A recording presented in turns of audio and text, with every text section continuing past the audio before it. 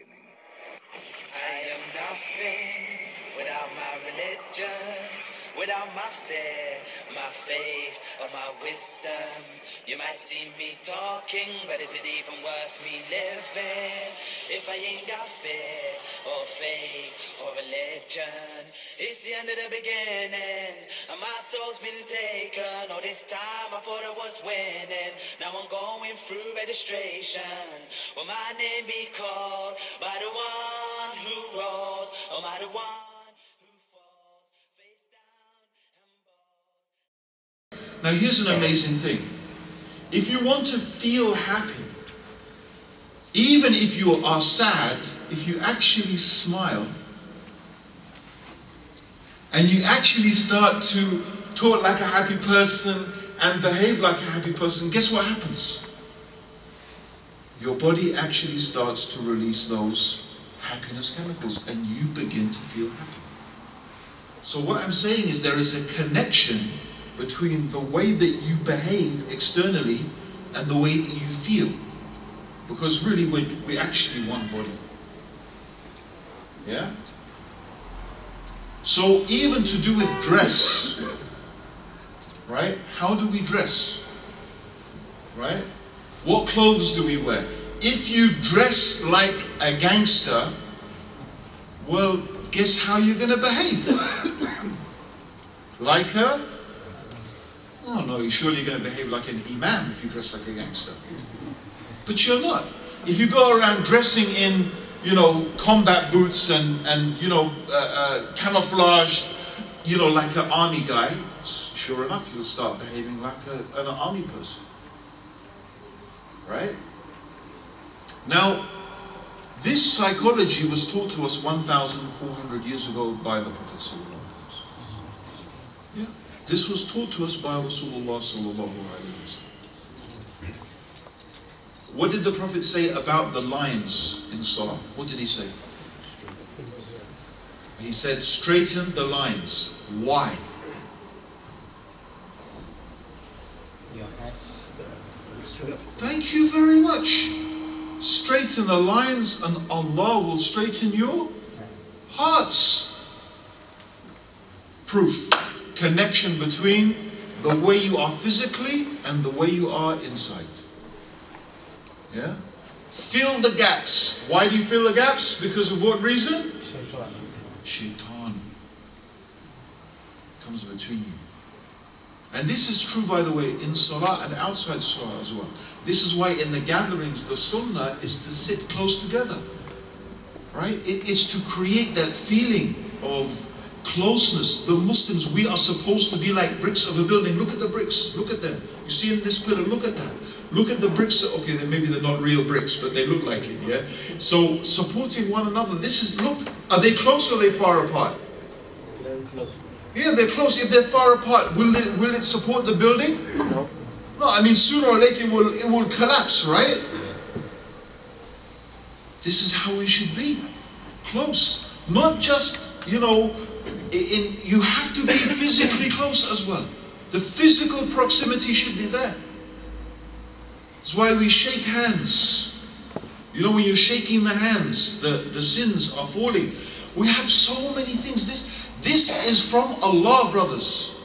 You have to understand, sisters, this is from Allah. This is not just the... And subhanAllah, mashallah, a brother came to me today in the masjid after Jummah. Lovely brother. He says, Abdurraheem, I want to ask you, you know, is it allowed to sleep with your feet pointing towards Qibla? I said, it's no problem. So he wasn't happy with that. I said, so I explained to him, yeah, you know, okay, you know we shouldn't, when we go to the toilet, we shouldn't turn our face or our back, but there's no hadith, there's no specific thing. I said, but in some cultures, if you point your feet at somebody, it's like an insult. Yeah? This is in some cultures. Like I said, I was saying to him, you know, we English, we don't care. If I put my feet on John, it's like, you know, we don't care, right? You know, it's, yeah. But in some cultures, if you point your feet, it's a sign of disrespect. So now if a person feels shy to point their feet at the Quran or at Qibla out of, you know, feeling this is disrespect, this is culture, and we have room in Islam for this. It's good to feel respect for Qibla, respect for Quran, but we can't say definitively this is from Islam. Yeah? So, I mean, but what I'm saying, from Islam, we have these etiquettes. We have these manners. You know, manners define a nation of people. They define the nation. How, you know, there is characteristics of the British people, right? If I said, describe to me the characteristics of the British people, well, one of the things you would say, probably would say, is the British people queue. They queue, and they're disciplined about queuing. And if you jump in front of the queue, they get really upset. Like it's a big haram, yeah?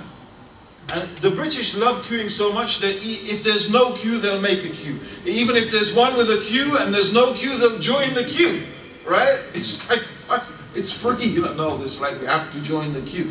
But, you know, but there's a good thing to this, right?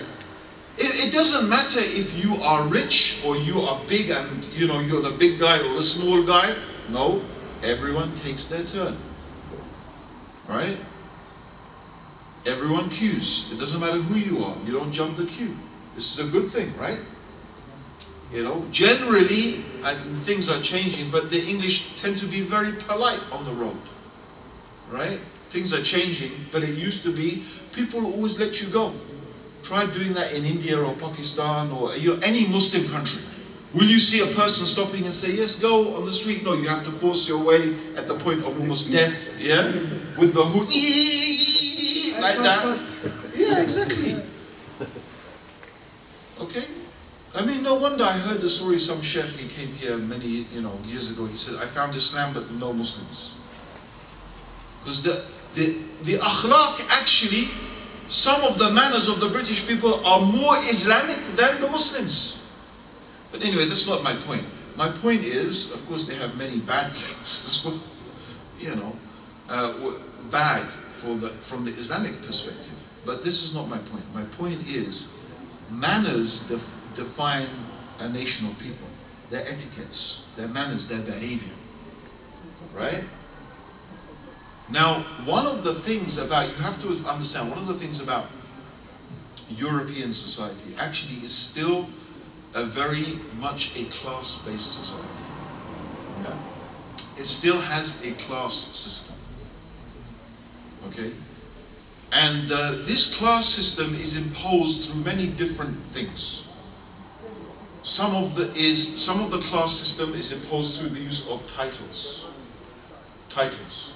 Lord this, Lady that, Her Majesty, Your Honor, Sir this, Sir that. The moment you know, just don't call a person by their name anymore, right? And you insert the title, Your Majesty, Your this, you are immediately creating a psychological difference, yeah? You're creating hierarchies. It's very interesting. I remember reading about, I think it was about King Faisal of Saudi Arabia.